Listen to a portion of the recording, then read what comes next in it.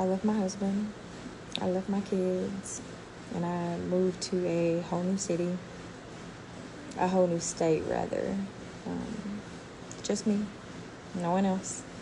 And I didn't move because I didn't love them, but I finally decided to love myself too.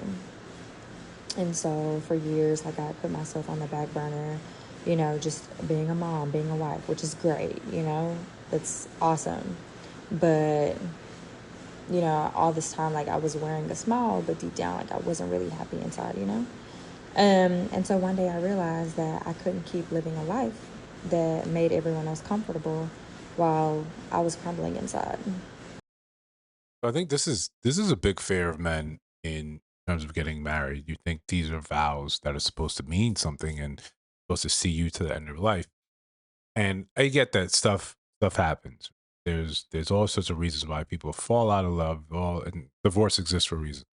But when you're saying about you just didn't find yourself, I guess we're all thinking that the thought is before you get married, you're a complete person. You know who you are, you know what makes you happy, you know what drive, what everything's important. One thing, and this is a point I really want to highlight here. This is a result of when you don't do any of that internal sort of work and have that internal sort of dialogue. You just kind of go with the flow of society. Society tells you this is what you're supposed to do at these times, at this age, in this order.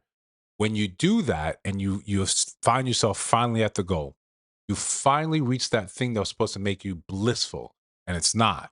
It never does. It absolutely never does because that dream was never yours.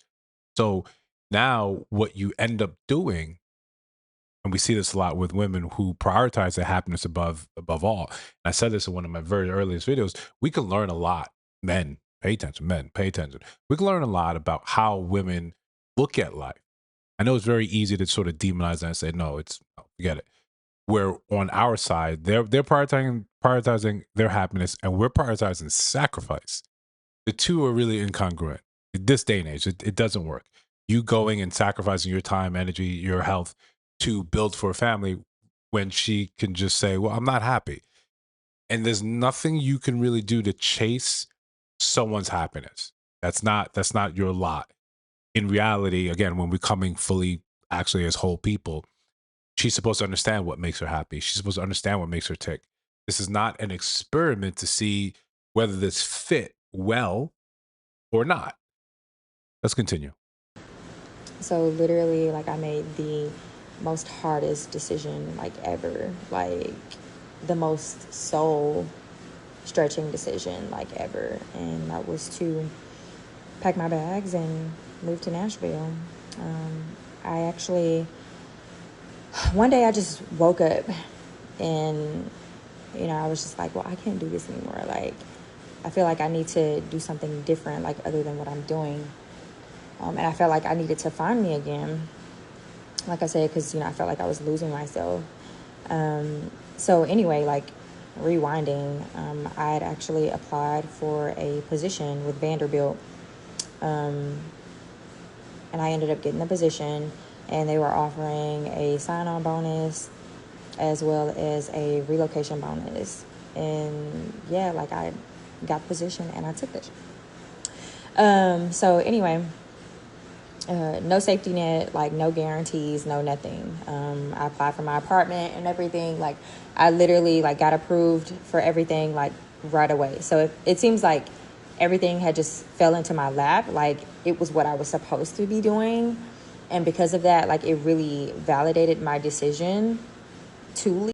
That's really just it's poor justification for hey, I make this decision that was great for me, not really, great for my family. Or and if it's just you and your husband, then it's again, this can just be a conversation. This can be a very real conversation. I feel lost in this. I don't really have a sense of myself and sense of my identity. And that's a thing that you guys can address together. But instead, you're just like, yeah, I just left him with the kids. I went to pursue my thing. And when this happens, women tend to be celebrated for making decisions like that. Men, when they do it, we already know how that record plays. Leave. Um, and so I did that. I get to Nashville. I started rebuilding my life. You know, I even like started thinking like of another business endeavor that I had been thinking about for like the past 5 years that I never like built up the courage to do. And if you know me, like you know I've had businesses. If you had businesses while you were married, it wasn't as if you weren't fulfilled in that sort of area. Like what men are the way men are gonna look at something like this, they're gonna the way they're gonna interpret, the way they're gonna read in between the lines is you had someone in Nashville you were interested. That's why you left. That's why you left the kids because typically women don't just leave their kids. They'll leave in the middle of the night. They'll leave while you're at work. And with the kids, maybe you get a note. And that's typical. You leaving your family to go somewhere on your own with no safety net, with no nothing. Most men are just gonna read in between lines like there was someone in Nashville for you. Even like just saving money, paying off debt, like rebuilding my credit, like everything. Like I got my stuff back up, which I'm like totally proud of. Um, and now like I'm getting ready to graduate with my master's in public health here in September 5th to be exact. And honestly, like I still have like a long ways to go. Like there's still so much that I want to do. I cried, I prayed, like I healed, and I did a lot. Like, and I found me.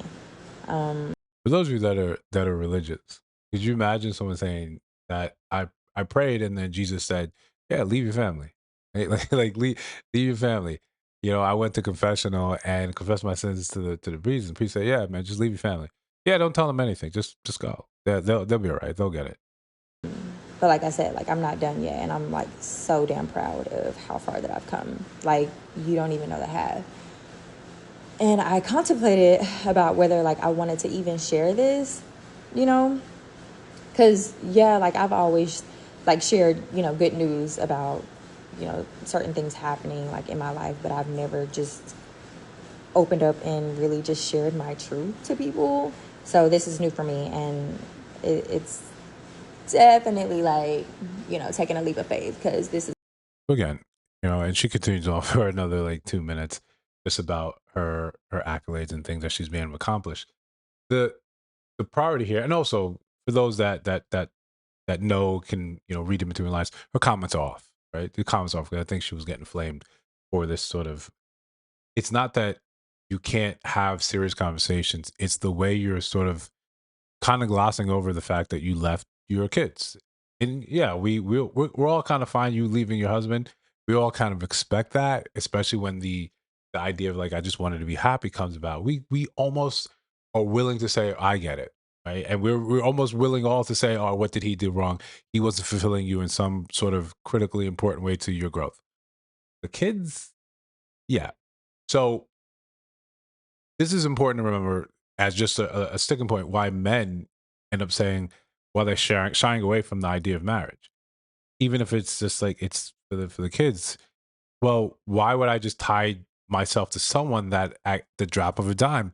Not saying that you are, not saying that most, but enough do file for irreconcilable differences, and that's it. It's over. There's no chasing. You know, you can't throw good money after bat. She wants out. She wants out. And in that implosion, you have to pay. The men are just like they're not opposed to marriage. They're opposed to the strictures around it that bind it that also tear it apart, and it makes the onus of that on him. And she gets to sort of go and find herself and build whatever type of life she wants, and you're just kind of left there. So men are doing what you always hope men did. Right? They're looking forward. They're making a plan. They're saying that doesn't make any sense to me. And we thank women like this that go on to share their stories, even if we don't agree with some of their behaviors. It's a good learning, a good point to learn from.